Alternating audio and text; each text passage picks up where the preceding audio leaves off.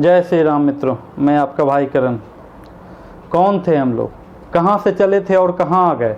ये सवाल आपके मन में सिहरन पैदा नहीं करता? मेरे मन में करता है, इसीलिए मैं आप लोगों के बीच में आकर के आपसे बात करने की कोशिश करता रहता हूँ। हम सब उस सिविलाइजेशन के हिस्से हैं जिससे सारी सभ्यताएं, सारी संस्कृतियाँ, सारे पंथ, सारे संप्रदाय निकले, और वो आज के डेट में अपने शिखर की बुलंदियों पे हैं। और हम सब अपने निजी स्वार्थवश आपस में लड़के कमज़ोर हो गए, और कमज़ोर होने के कारण इन लोगों ने हम लोगों पे हुकूमत किया। हम उस सनातन के, आप उस सनातन के हिस्से हैं जिसका फ़ायदा आज आज़ादी के 72 साल बाद फिर से देखना शुरू हो गया है।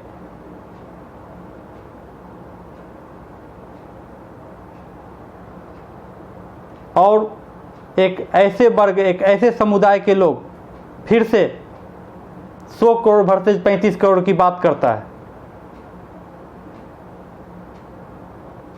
और बीच बीच में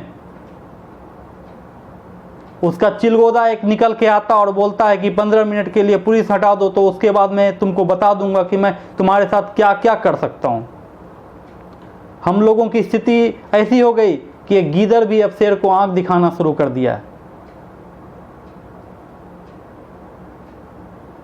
और हमारे भाई जो शेर थे वो इन गीदड़ों के साथ रह के खुद को भी गीदड़ समझना शुरू कर दिए।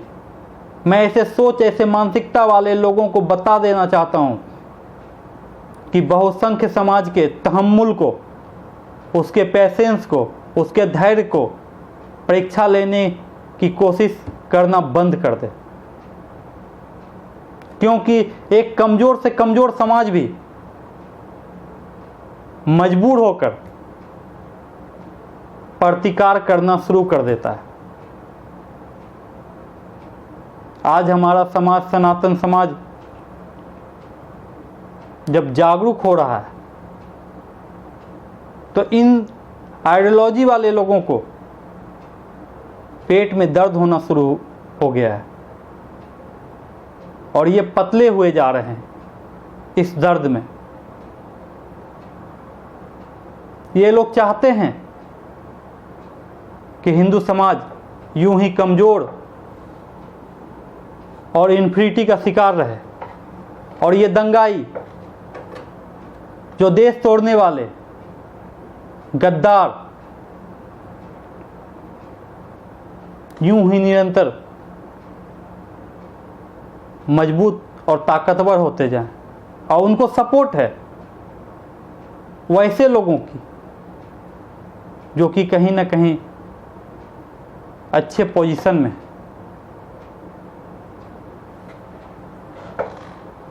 मैं आपको बता देना चाहता हूं कि एक छोटा सा देश है जिसका नाम है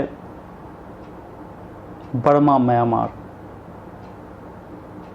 वहाँ के रहने वाले लोग बौद्धिस्ट, बौद्ध धर्म को मानने वाले, शांति प्रिय ढंग से जीने वाले, कभी ना हथियार उठाने वाले, शांति से अपने समाज में रहने वाले, वहाँ पे उन्हीं के बीच से निकला हुआ एक रोहिंग्या मुस्लिम आया और वहाँ रहना शुरू किया। जब उसकी संख्या बढ़ने लगी तो उसने बोला कि यहाँ पे मैं शरिया कानून लाना चाहता हूँ, और शरिया कानून लाऊंगा और इसे इस्लामिक कंट्री बनाऊंगा। उन लोगों ने टॉलरेट किया। कुछ समय बाद उन माउस के, उन बौद्धिस्ट के बच्चे लोगों को ये लोग मार के खाना शुरू कर दिए, जिसके बॉडी पार्ट्स वहाँ मिलना शुरू हो गए। जो कसम खाए थे बौद्धिस्ट लोग कि हम हथियार कभी नहीं उठाएंगे, उन लोगों ने हथियार उठाया अपने रक्षार्थ के लिए, अपने धर्म, अपने देश को बचाने के लिए। और उन लोगों ने जब हथियार उठाया तो ऐसा मारा उन लोगों को कि वो लोग विश्व के कोने कोने में भागना शुरू किए और बहुत सारे लोग हमारे देश भारत में भी आके बस गए। मैं एक छोटा सा और एक उदाहरण देना चाहता हूँ। एक सबसे विश्व के ताकतवर देश की बात करना चाहता हूँ। मैंने एक कमज़ोर देश की बात करी, अब मैं एक मजबूत देश की बात करता हूँ जिसका नाम है यूएसएसआर, सोवियत संघ। विश्व का सबसे सुपर पावर एक समय हुआ करता था। उसके पास दुनिया की सबसे ज़्यादा न्यूक्लियर बम, उसके पास दुनिया की सबसे ज़्यादा मजबूत एयरफोर्स, उसके पास सबसे ज़्यादा मजबूत नेवी, उसके पास सबसे ज़्यादा हथियार। पर उसके देश में जब समाज सोया हुआ था तो ये न्यूक्लियर बम, ये एयरफोर्स, ये नेवी और ये हथियार वो देश को नहीं बचा पाया और वो देश आखिरकार टूट गया। और टूटा तो ऐसा टूटा कि 24 भागों में विभक्त हो गया।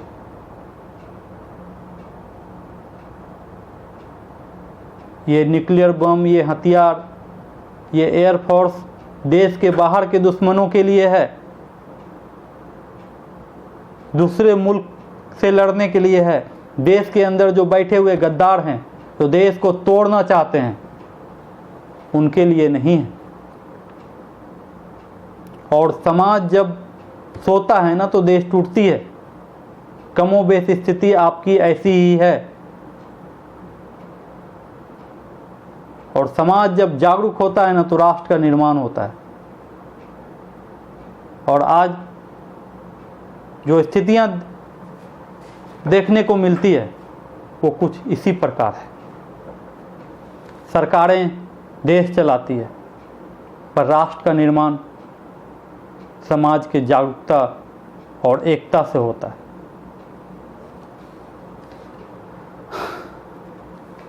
मैं आपको बताना चाहता हूं कि जम्मू कश्मीर में 5.5 लाख कश्मीरी पंडित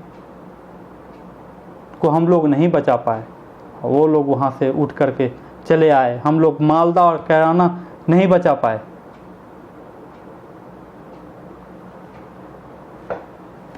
जहां पे हम लोग 75% थे वहां घट के आज 12% हो गए। मैं आपको एक असम की घटना बताता हूं। वहां पे 3 गांव, एक लखीमपुर, एक नाव और एक और गांव, जहां पे आप मेजोरिटी में कभी हुआ करते थे वहां आप माइनॉरिटी में हो गए। और जब आप माइनॉरिटी में हो गए तो वहां पे उस समुदाय के लोग वहाँ के एसडीएम से ज्ञापन जा कर के दिए कि हम लोगों का संडे की छुट्टी या फ्राइडे को कर दिया जाए। और वहाँ पे अप्रत्यक्ष रूप से शरिया कानून नाफिज हो गया।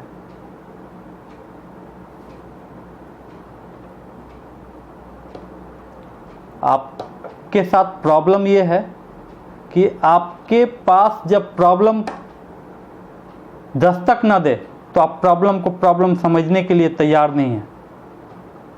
ये तो असम में हुआ, मुझे क्या। ये तो जम्मू कश्मीर में हुआ, मुझे क्या। ये आइडियोलॉजी के साथ अगर आप जिएंगे ना तो ये प्रॉब्लम आपके घर पे बहुत जल्दी आ जाएगी।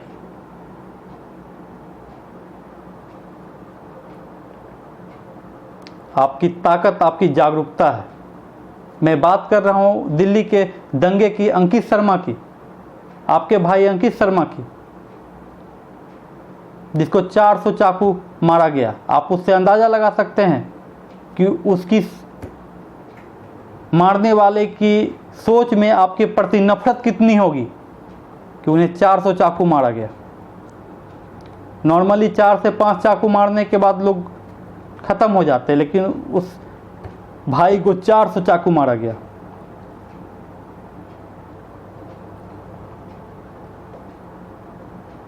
एक चैतन्य समाज ही सत्ता में बैठे हुए लोगों पे दबाव डालता है, इस बात के लिए नहीं कि उसकी बात को माने, इस बात के लिए कि जो नियम है उसको लागू करें। हम वो भी नहीं कर पाए। यही वजह है कि भारत तथाकथित रूप से आज़ाद तो हुआ मुगलों से,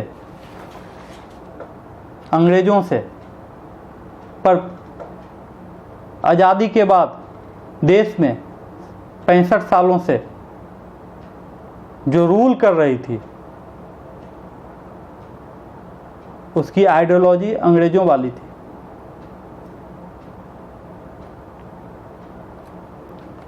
टू 295A IPC 1926 से चल रहा है।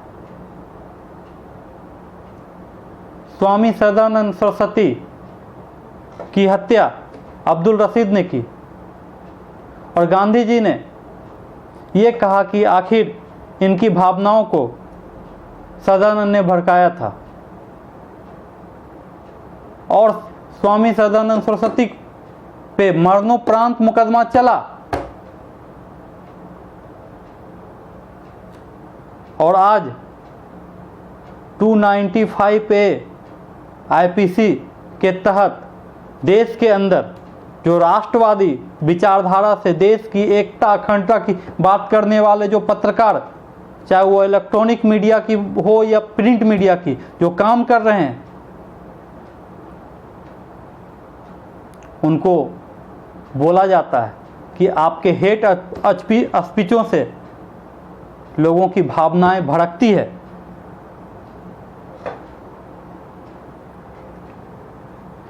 तो मैं आपको बताना चाहता हूं कि मेरी भावनाएं किससे भड़कती है। मैं एक आज़ाद मुल्क में, मैं एक आज़ाद भारत में आज़ाद नागरिक हूं और ये एक सेकुलर भारत है। लेकिन हमारे जैसे सो करोड़ सनातनियों को 5 वक्त लाउड स्पीकर से अजान में ये बोला जाता है कि तैयब तैयब माने पाक ला इलाहा इल्लल्लाह मोहम्मद रसूल अल्लाह। कहने का मतलब ये कि अल्लाह के सिवाय कोई इबादत के लायक नहीं। तो मैं सनातनी और मेरे जैसे 100 करोड़ सनातनी, उनकी भी भावनाएं आहत होती है और ये सेकुलर भारत में होता है। इसे मैं अपना तरफ से धमकी समझता हूं। जो ये बोलता है कि मेरे अल्लाह के सिवाय किसी की इबादत होने के लायक नहीं, वो भी 5 टाइम अजान में।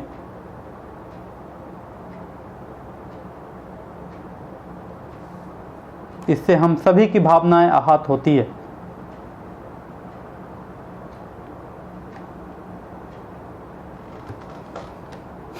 इसलिए मैं बोलना चाहता हूं कि ये बंद होना चाहिए, क्योंकि हम सबका भी एक फेथ है, हमारे भी परमात्मा है जिसमें हमको फेथ है। हमारे भगवान श्री राम हैं, हमारे भगवान श्री कृष्ण हैं, हमारे नारायण हैं, हमारे शिव हैं। और मुझे ये बात के लिए बार बार अजान में धमकाया जाए कि अल्लाह के सिवाय किसी की इबादत नहीं, तो इसमें हम सबों की भी भावनाएं आहत होती है। और ये सेकुलर भारत में होता है। This point is noted secular Bharat. और ये बंद होना चाहिए।